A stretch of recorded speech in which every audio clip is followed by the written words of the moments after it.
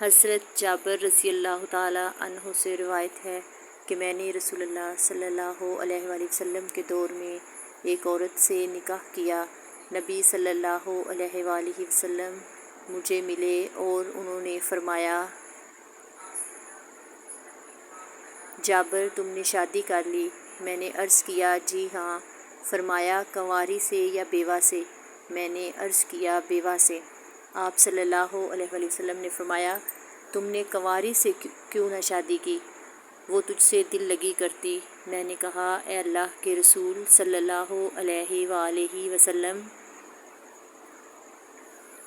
میری کئی بہنیں ہیں، میں نے خدشہ محسوس کیا کہ کنواری عورت میرے اور ان کے درمیان رکاوٹ نہ بن جائے۔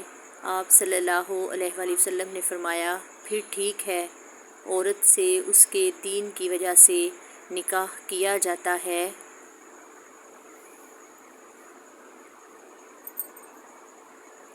یا مال و جمال کی وجہ سے، تو دین والی عورت کو پسند کر، تیرے ہاتھ خاک آلودہ ہوں۔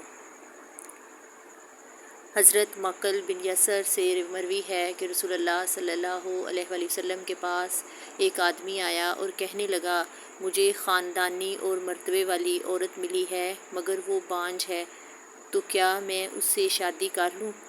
آپ صلی اللہ علیہ وآلہ وسلم نے فرمایا، اسے منع کر دیا۔